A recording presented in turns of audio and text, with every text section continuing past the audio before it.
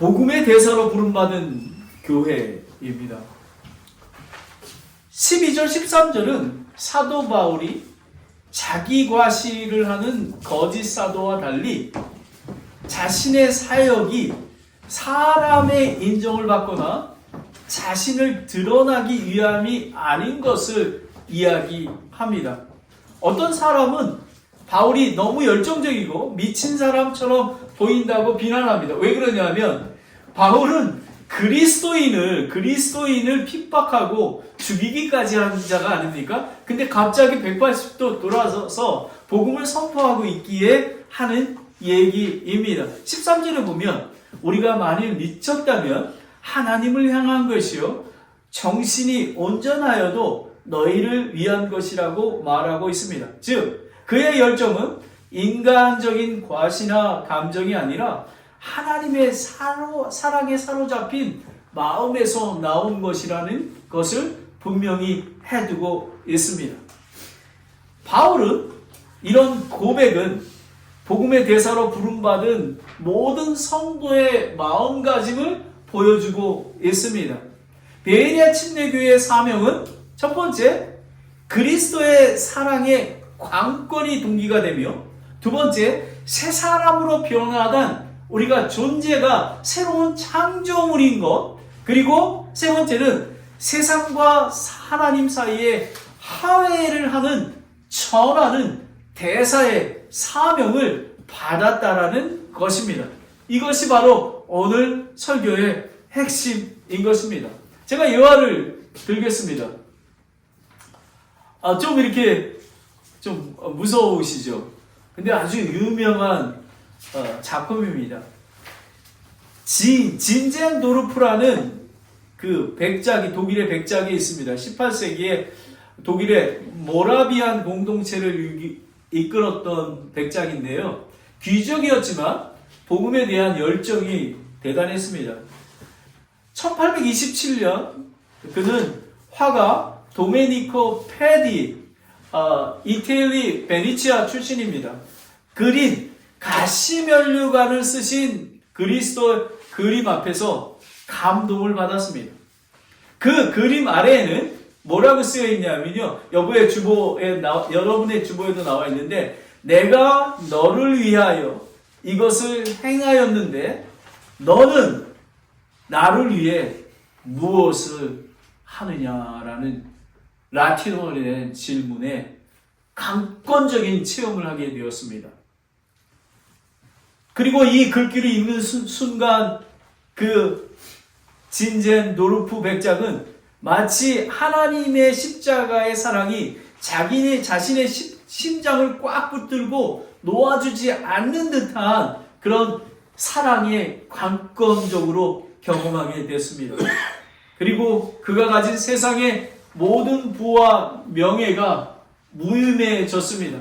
그래서 그는 이 관건적인 사랑에 사로잡혀 자신의 전자손을 재산을 바쳐 모라비안 선교 운동, 즉 가서 그리스도를 전하라 라고 일으켰고 수많은 선교사를 세계 곳곳에 파송하여 자신의 삶이 자신을 위한 삶이 아닌 그리스도를 위한 삶을 살았습니다. 이 그림은요 지금 메트로폴리탄 뮤지엄에 되어 있습니다. 이 아주 유명한 작가입니다.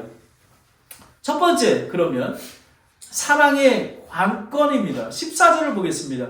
그리스도의 사랑이 우리를 관건하였기 때문이라. 거짓 사도들과 종교인들은 자기를 과시합니다. 그리고 세상의 열매를 사랑합니다. 그런데 구원받은 교회의 존재의 의미는 사역의 본질은 사랑에 붙잡혀 있어야 하는 것입니다. 동기가 예수님을 사랑하는 것이 되어야 하는 것입니다. 그리고 사랑을 전하는 공동체가 되어야 합니다. 관건하다라는 것은 그 헬라어로 시네케이라고 하는데요. 붙잡다, 감싸다, 압박하다, 현지형입니다. 그리스도의 사랑이 사도 바울의 사역과 삶 전체를 사로잡고 이끌었다는 뜻입니다. 그 사랑이 우리 가정과 교회를 움직일 때 그 교회는 더 이상 자기 자신을 위해 살지 않고 그리스도를 위해 사는 그런 공동체가 됩니다. 그리고 세상을 향해 복음으로 나아가는 것입니다. 저희 베이리아 침례교회가 매주 전도하는 이유가 하나님의 사랑이 관건되기 때문에 저는 일주일에 한 번씩 운동을 하는데요. 제가 3시쯤에 예약을 해놨습니다. 그런데 갑자기 전도하고 싶은 마음이 생기는 거예요. 그래서 캔슬을 하고 다시 전도하러 가고. 근데 이 마음이 정말 하나님의 그 사랑이 관건하기 때문에 다른 데 쓰여지는 시간이 아깝게 되는 것입니다. 바로 이런 것들이 복음을 전하는 우리의 삶이 되는 것입니다. 한 사람이 14절에 한 사람이 모든 사람을 위하여 죽었으면 모든 사람이 죽었느니라. 여러분, 이 퀘스천을 갖지 않습니까? 그죠? 한 사람이 예수님이 죽었는데 우리 모두가 죽었다라는 것입니다. 우리가 죽지 않았다면 죄에서 자유할 수가 없는 것입니다. 우리는 예수 그리스도와 함께 믿음으로 죽었습니다. 라는 것입니다. 이거는 하나님이신 예수 그리스도와 대속의 십자가의 죽음을 믿는 모든 사람들이 죄에 대해 죽은 은혜의 사랑을 깨닫는 것입니다. 그래서 우리는 자유합니다. 그리스도 안에서 자유하게 되는 것입니다. 왜냐하면 그리스도와 함께 죽었고 그리스도와 함께 부활하였기 때문에 그렇습니다.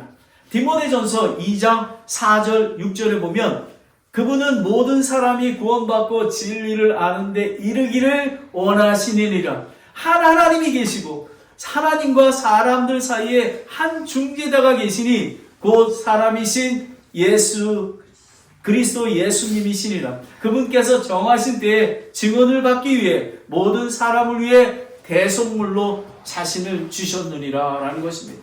여러분, 이제는 구약 때 제사를 드리는 것처럼 정말 죄를 범했을 때나 1년에 한 번씩 제사 드리는 게 아니라 우리는 단번에 예수 그리스도의 보혈의 피로 말미암아 우리는 하나님께서 깨끗하다고 칭하여 주신 것입니다.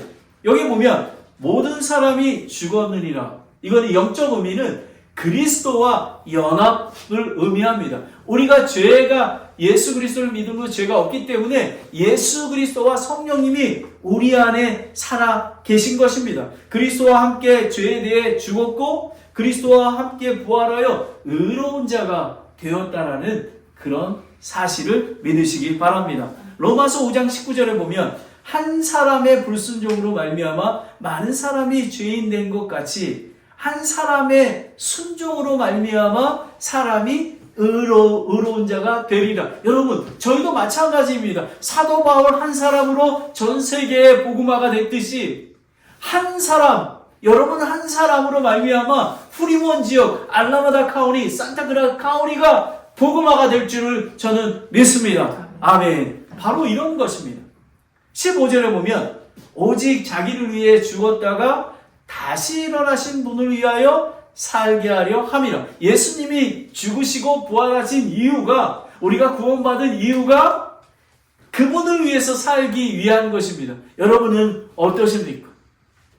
물론 우리를 위해 살아야 합니다. 하지만 먼저 그의 나라와 의를 구해야 하는 것입니다. 저는 우리 아들하고 통화할 때마다 이렇게 얘기합니다. 철호야, 공부하는 것도 중요하지만 먼저 그의 나라와 의를 구해야 돼. 하나님이 우선이 돼야지 너에게 지혜를 주시고 너에게 물질도 축복해 주시고 너의 걸음걸음을 인도해 주시오. 하지만 이게 뒤바뀌지면 아무것도 될 수가 없단다. 이 진리를 네가 깨닫길 원한다라고 제가 권면을 합니다. 지역교회는 그분의 죽음에 참여한 공동체입니다. 자기중심적인 삶이 죽고 그분을 위해 사는 공동체입니다. 죄로 인해 죽을 수밖에 없는 자들이 하나님의 선물 그리스도 주를 통해 영원한 생명을 얻었습니다. 아멘. 여러분은 영원한 생명을 얻었습니다. 아멘. 구체적으로 그럼 삶 속에서 어떻게 우리가 증거되는지, 첫 번째는 그리스도의 명령을 순종하며 섬기게 됩니다. 그리고 그리스도를 증거하게 됩니다. 사도행전 1장 8절 여러분 잘 아시죠? 그리고 그리스도를 닮아가게 됩니다. 에베소서 4장 13절입니다. 그리고 그리스도의 몸인 교회를 섬기게 되는 것입니다. 요한복음 14장 골로새서 1장 14절입니다. 갈라디아서 2장 20절 말씀을 다 함께 읽겠습니다. 갈라디아서 2장 20절입니다. 시작. 내가 그리스도와 함께 십자가에 못 박혔으나 그럼에도 불구하고 사노라. 그러나 내가 아니요 그리스도께서 내 안에 사니시니라. 나는 지금 내가 육체 안에서 사는 삶을 나를 사랑하사 나를 위해 자신을 주신 하나님의 아들의 믿음으로 사노라. 여러분, 하나님의 아들의 믿음인 것입니다. 우리 안에 우리는 실수할 수가 있습니다. 우리 안에 예수 그리스도의 믿음의 창시자이신 예수님이 계시기에 그분께서 우리를 인도해 주십니다. 무엇으로요? 순종함으로 인도해 주신 것입니다. 그리스도의 사랑은 교회를 하나님의 뜻으로 묶고 서로를 향한 사랑과 세상을 향한 사명을 나아가게 합니다. 그러면 교회가 왜 다투고 불화를 일으키는 이유가 무엇인지 아십니까? 딱 한 가지입니다. 사랑에 붙잡혀지 있지 않기 때문에 그렇습니다. 우리가 교회가 하나님 안에서 하나가 되는 길은 사랑으로 서로 붙잡히는 것입니다. 물론 인간적인 사랑도 있지만 예수님의 사랑에 강권적으로 붙들려 있어야지만 우리가 이웃을 내 몸과 같이 사랑할 수 있는 것입니다. 하나님의 예수 그리스도의 사랑에 관건적으로 우리는 그 부르심을 받았습니다. 그러면 우리는 누구인가 하십니다. 새로운 창조물입니다. A new creature in Christ입니다. 16절을 보겠습니다. 이제부터는 우리가 아무도 육신에 따라 알지 아니하노니, 이제부터는 구원받은 자이기에 그리스도가 모든 사람을 내 죄를 위해 죽으시고 부활하셨음을 믿고 구원받은 후부터입니다. 성령으로 말치 않고는 아무도 예수님을 주라 말할 수 없다고 합니다. 왜냐하면 우리는 성령님께서 함께 하지 않으시면 우리는 구원받을 수가 없습니다. 성령님께서 함께 하시고 그리고 우리가 믿는 순간 immediately 우리 즉시 예수님이 우리 안에 거하셔서 저는 인격적인 그 만남을 되게 좋아합니다. 이렇게 신비적인 것보다요. 예수님 오늘 감사합니다. 하나님 너무 감사해요. 저 같은 죄인이 어떻게 이런 은혜를 구할 수 있겠습니까?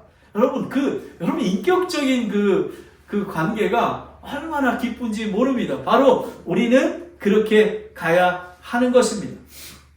성령님은 위로자, 진리의 영이시며 예수님에 대해 증언하신다고 요한복음 15장 26절이. 여러분, 저희가 그래서 하나님 말씀과 성령님의 인도하심을 받아야 되는 거가, 그래야지만 성령님께서 우리를 전도할 수 있도록, 사랑할 수 있도록 하나님의 뜻, 예수 그리스도의 말씀을 받아서 우리에게 알려주시는 그런 것입니다.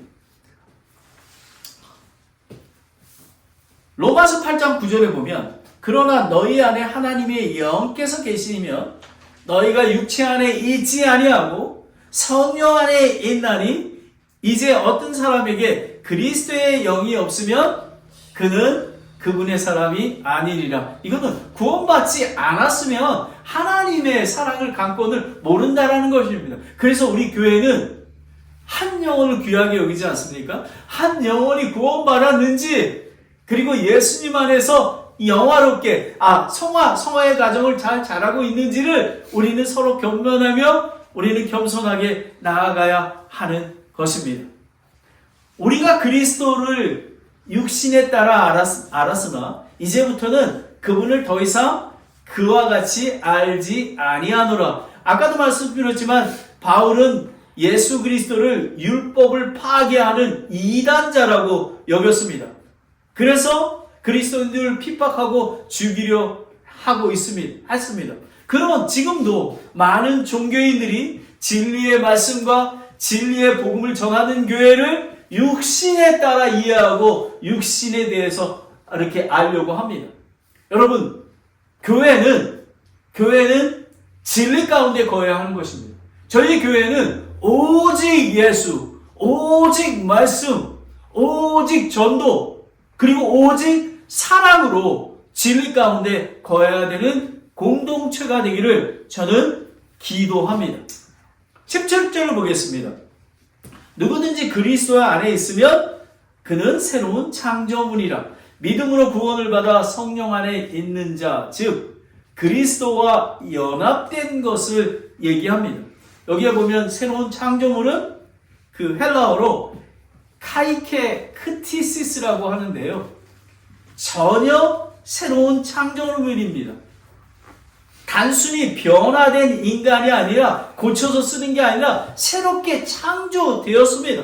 이거를 믿으셔야 합니다. 새로운 창조의 질서 속에서 들어간 존재. 그렇다면 구체적으로 그런 존재가 어떤 건가요? 우리는 구원받은 새로운 생명, born again 된 새로운 생명이 아닙니까? 그리고 두 번째는 우리는 새로운 신분입니다. 하나님의 아들, 딸이 되었습니다. 아멘. 우리는 새로운 생명과 새로운 신분을 갖고 있습니다. 로마서 8장 15절에 나와 있습니다. 그리고 영원한 생명을 소유했습니다. 아멘. 아멘. 영원한 생명. 그리고 새 소망과 천국의 기업의 상속자가 되었습니다. 그러므로 새로운 창조의 그 삶에 영원한 생명을 갖고 새로운 삶, 그 다음에 하나님의 아들, 딸이 되었기에 우리는 새로운 창조물답게 살아야 하는 것입니다. 에베소서 4장 22절 24절에 보면요, 이전에 행하는 관에서는 너희가 속이는 것으로 가득한 욕심에 따라 부패한 옛사람을 벗어버릴 것을 가르침을 받았으니 너희의 생각의 영을 새롭게 하라. 또 너희가 하나님을 따라 의와 참된 거룩함으로 창조하신 새 사람을 입을 것을 가르침을 받았으니 우리는 새로운 사람이 되어야 하는 것입니다. 우리는 새로운 사람입니다. 하지만 더욱더 성장해서 예수 그리스도의 그 겸손하신 분량까지 자라나야 하는 것입니다. 저는 이것을 되게 좋아합니다. 옛 것들은 지나갔으니 보라 모든 것이 새롭게 되었도다라는 것입니다. 과거에 여러분과 가정과 교회가 과거의 상처와 또 전통, 인간적인 기준을 내려놓는 것입니다. 새로운 정체성은 새로운 시각으로 봐야 되는 것입니다. 여러분, 예수 그리스도의 사랑의 마음으로 영혼들을 바라봐야지 그들을 이해할 수가 있습니다. 저는 요즘에 그런 하나님께서 제가 긍휼한 마음을 달라고 기도하고 있거든요. 근데 요즘에는 다른 사람들에 대한 생각을, 어제도 지금 한국에서 이렇게 열심히 뭐 하고 있는데 연락이 왔어요. 근데 되게 복잡한 거예요. 근데 갑자기 야, 저분은 한국에 나가 계신데 얼마나 답답할까. 그래서 제가 얼마나 그 마음이 답답하시겠어요. 언제든지 너무 부끄럽게 생각하지 마시고 저희에게 연락 주시길 원합니다. 어떻게 보면 아무 일도 아닙니다. 하지만 새로운 창조물을 받았기에 다른 사람의 어려움과, 여러분 사역이 별거인 것 같습니까? 여러분 전도하고 예배드리고 뭐 이런 사역만 있는지 아닙니다. 생활 속에서 예수 그리스도의 사랑을 전해야 되는 그런 것이 귀한 사랑임을 저는 알게 되었습니다. 하나님은 그리스도 안에서 새로운 공동체를 보시기에 하늘의 것을 추구해야 합니다. 이사야서 43장 18절 19절 말씀입니다. 저희가 이걸 가지고 교회를 개척했는데요, 새로운 미닝으로 저희에게 들립니다. 함께 읽겠습니다. 시작. 너희는 이전 일들을 생각하지 말며 옛 일들을 깊이 생각하지 말라. 보라, 내가 새 일을 행하리니 이제 그것이 나타나리라. 너희가 그것을 알지 못하겠느냐? 심지어 내가 광야에 길을 내며 사막에서 강들을 내리니. 여러분, 이전 것들은 기억하지 말라고 합니다. 옛날 것들은 기억하지 말라 합니다. 옛날에 여러분이 가졌던 신앙이나 뭐 이런 것들이 우리에게 도움을 줄 수가 있습니다. 하지만 새로운 창조물은 매일매일의 삶 속에서 새로운 창조물로 자라나고 새로운 창조물로서 우리가 자리를 지켜야 하는 것입니다. 제가 여기에 보면 새로운 창조물 애벌레와 나비의 변태입니다. 여기 이전 것은 보겠습니다. 애벌레는 평생 기어다니며 땅에 매어 섭니다. 이는 옛사람이 죄와 세상 것에 갇혀가는 모습처럼 비유가 됩니다. 삶의 목적이 이 애벌레는 오직 먹는 것, 자기중심적인 욕구에 집중합니다. 그런데 두 번째 결정적인 변화가 어떻게 되냐면 그리스도 안에서 번데기 과정이 있습니다. 애벌레가 번데기 안에 들어가는 것은 그리스도의 십자가의 죽음과 부활을 연합하는 그런 과정의 비유라고 볼 수가 있습니다. 여러분, 이건 비유입니다. 여러분이 이해를 돕기 위해서 하는 것입니다. 이 안에서 완전히 새로운 존재로 재창조가 일어납니다. 그리고 새 것으로 된 것, 나비의 삶은 이전 것은 지나갔습니다. 나비가 되면 더 이상 애벌레의 삶의 방식과 기어다니는 먹는 것에 집착하지 않고 돌아다닙니다. 옛 것은 완전히 사라집니다. 보라, 새 것이 되었도다. 나비는 하늘을 날며 영적인 자유를 누리고 꽃과 꿀을 취하며 새로운 가치, 하나님의 삶을 추구합니다. 그리스도인은 이제 새로운 창조물로서 완전히 다른 본성과 목적을 갖게 살게 됩니다. 그러면 핵심적으로 요약을 해보면 그리스도 안에 있는 사람은 단순히 착해지거나 습관이 개선되는 게 아니라 애벌레가 나비로 바뀌듯 존재 자체가 삶의 목적 근본적으로 재창조된 것을 경험하게 된다는 것입니다. 여러분, 이거는 비유입니다. 비유. 그리스도의 연합과 우리가 새로운 삶, 창조의 삶을 어떻게 살아가는 비유인 것입니다. 여러분의 이해를 돕기 위해서 얘기한 것입니다. 마지막으로 화해의 대사입니다. 앰버서더입니다. 18절을 보겠습니다. 예수 그리스도를 통해 우리를 자신과 화해하게 하시고 또 화해하게 하시는 사역을 우리에게 주셨으니 라는 것입니다. 여러분, 화해라는 것은요, 헬라어로 카탈라게라고 하는데요, 원수였던 관계가 회복되는 것을 얘기하는 것입니다. 원수와 회복돼. 여러분, 이거는 보통 회복이 아닙니다. 하나님께서 먼저 우리에게 손을 내미셨습니다. 그리고 그 화해 사역을 여러분과 베레아 침례교회에 위임하셨습니다. 그런 사역을 우리에게 주셨다라는 것입니다. 여러분, 근데 우리가 어떻게 소홀할 수 있겠습니까? 여러분, 한 사람마다 김재훈 목사님만 그리고 그 가족들만 하면 돼. 아닙니다, 여러분. 그러면 열매가 없을 겁니다. 온 성도들이 함께 기도하고 함께 나아가야지만 하나님께서 응답해 주시고 활짝 문을 열어주시게 되는 것입니다. 19절을 보겠습니다. 하나님께서 그리스도 안에 계시사 세상을 자신과 화해하게 하시며 라는 것입니다. 성부 성자의 존재와 행동에서 하나이시라는 것을 말씀하고 있습니다. 하나님과 여러분 삼위일체의 하나님, 제가 삼위일체 하나님을 아마 다음 주쯤에 자세히 여러분에게 더 소개할 것입니다. 이거는 뭐냐면 예수 그리스도의 인성과 신성이 연합되었다는 것입니다. 나와 내 아버지는 하나이시니라 하시니라 요한복음 10장 30절에 있습니다. 하나님께서 성육신하신 그리스도와 안에 계심으로 화목 제물이 되신 예수 그리스도를 통해서 세상이 화목해 됐다라는 것입니다. 아멘. 얼마나 귀한 건지 모릅니다. 골로새서 1장 20절에 보면 그분의 십자가의 피를 통해 화평을 이루사 그분으로 말미암아 모든 것들이 즉 내가 말하노니 그분으로 말미암아 땅에 있는 것들이나 하늘에 있는 것들이 자신과 화하게 하셨느니라 라는 것입니다. 여러분, 하나님은, 권능의 하나님은 능치 못할 일이 없습니다. 저와 여러분이 저희 판단으로 가지 않길 바랍니다. 여러분, 우리에게 하나님의 사랑을 감게 해달라고, 그리고 우리가 예수 그리스도의 대사로서 그런 역할을 담당해달라고 기도하시기 바랍니다. 그리고 뒤에 보면 19절 뒷부분 보면 그들의 범법을 그들에게 돌리지 아니하시고 화해하게 하시는 말씀을 우리에게 맡기셨느니라. 여러분, 돌리지 아니하시고는 로기조마인데요. 계산하다, 여러분, 회개하는 거 있지 않습니까?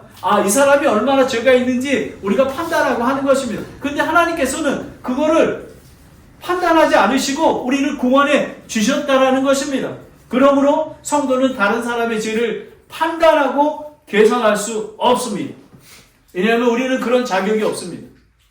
성숙한 그리스도인이 되면요, 화살이, 자, 이렇게 보시면 이렇게 화살이 갔다가 이렇게 돼야 되는 것입니다. 화살이. 우리가 성경 말씀을 보더라도 그 말씀이 다른, 이거 보통 이렇게 하잖아요. 이건 제가 들어야 돼. 이건 네가 들어야 되는 건데 하지 않습니까? 근데 저희는 하나님, 저건 제 것입니다. 저는 이 설교 말씀도요, 저에게 그런 말씀으로 들려집니다. 우리는 그런 자가 되어야 합니다. 왜냐하면 하나님께서 우리를 계산하지 않으시고 회개하지 않으셔서 판단하지 않으셨기 때문에 그렇습니다. 은혜로 구원해 주셨기 때문에 그렇습니다.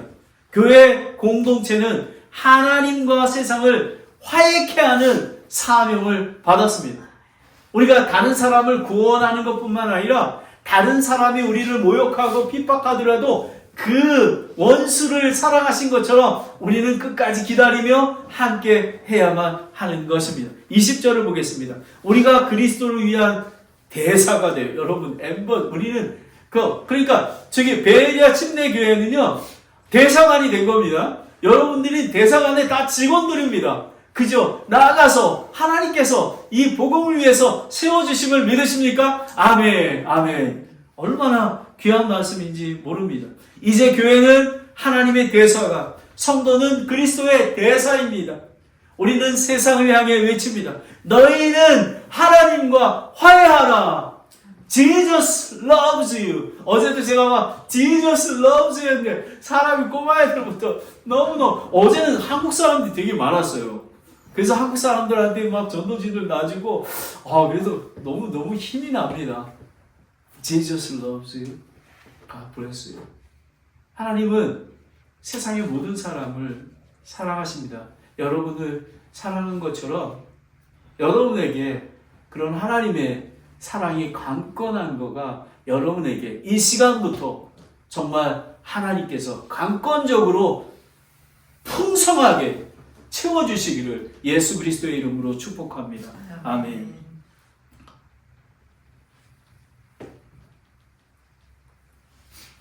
교회는 정죄의 기관이 아니라 화해의 통로입니다.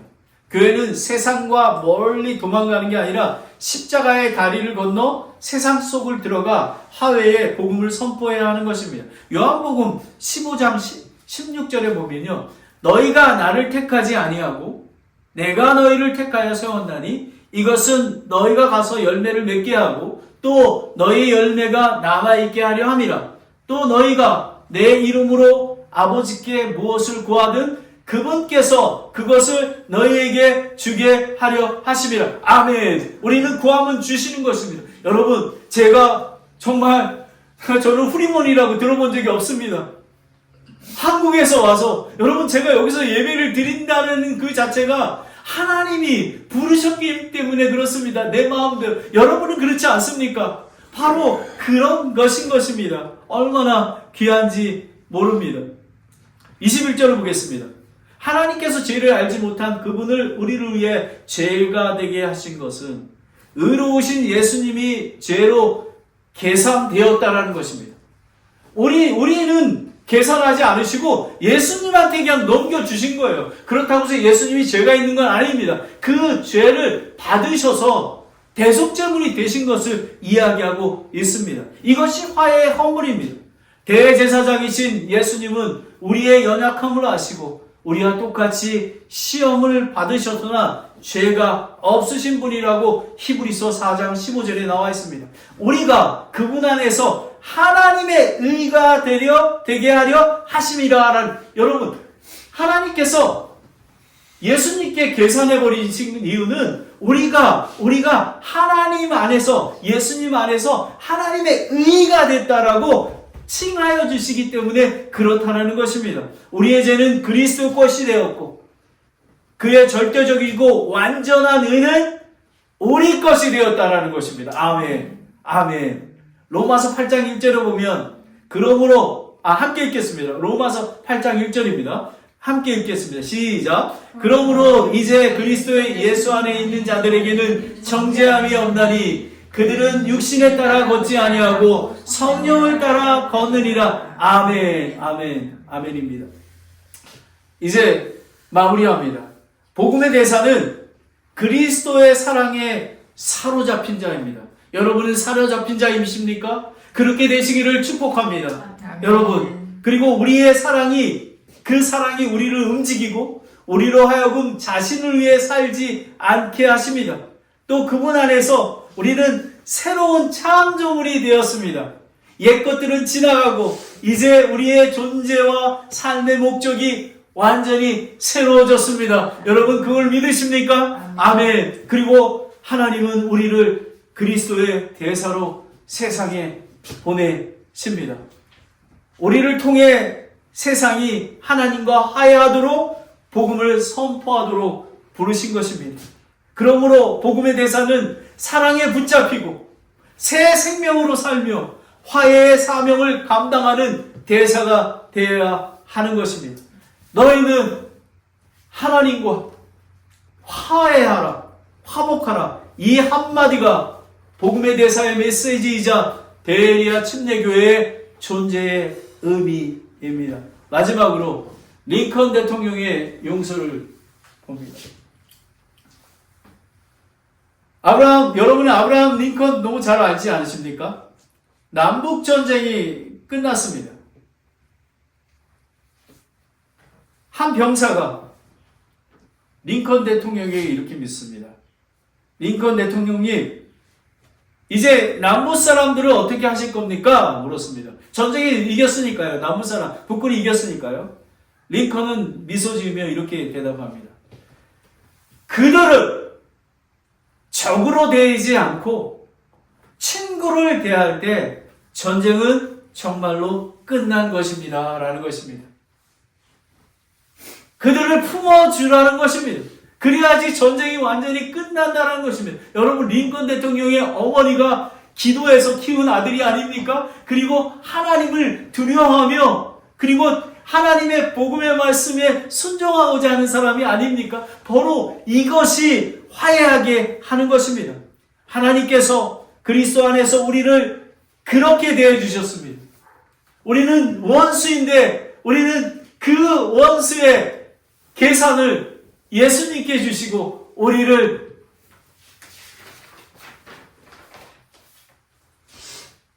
품어주셨습니다. 하나님은 우리를 친구로 삼기 위해 독생자를 보내셨습니다. 이제 이 사랑을 세상에 전하는 것이 화해의 대사의 사명입니다. 기도하겠습니다. 하나님 아버지, 참으로 감사합니다. 오늘 복음의 대사로 부름받은 교회가 베레리아 침례교회 아닙니까? 아버지 하나님, 우리가 정말 복음의 대사로 사랑에 붙잡히게 되기를 원합니다. 아버지 하나님, 예수 그리스도의 사랑을 관건적으로 붙잡혀 주시기 원합니다. 그리고 새로운 창조물로서 살아갈 수 있도록 옛 것들은 다 지나가고 세상적인 육적인 모든 것들, 그리고 정말 우리가 판단했던 걸 다 버려버리고 화해의 사명을 감당하는 그런 자가 되기를 원합니다. 아버지 하나님, 링컨 대통령이 이렇게 얘기하지 않았습니까? 그들을 적으로 대하지 않고 친구를 대할 때 전쟁은 정말로 끝난 것입니다. 아버지 하나님, 수많은 영혼들이 예수 그리스도를 거부하고 그리고 예수 그리스도를 믿는 교회를 비웃고 핍박합니다. 하지만 그들을 정말 하나님의 사람으로서 아버지 하나님 그리고 새로운 창조물로서 하나님의 강권적인 사람으로 그들을 섬길 수 있는 대사가 될 수 있도록 이 베레아 침례교회를 축복하여 주시옵소서. 아버지 하나님, 저는 이 말씀을 믿습니다. 우리 교회가 예수 그리스도의 하나님의 복음의 대사로 부름받은 교회가 되었기에 하나님, 우리는 순종하며 나아갑니다. 이 나아가는 길 위에 성령님께서 먼저 나아가 주셔서 정말 복음이 필요한 자, 정말 구원받지 못한 자들에게 성령님께서 복음을 선포할 수 있도록 그들이 구원받고 교회에 덧입혀지며 제자로 자라나서 다시 대사로 복음의 대사가 될 수 있도록 인도하여 주시옵소서. 이 귀한 말씀 주신 것 감사드리며 예수 그리스도의 이름으로 기도드렸습니다. 아멘.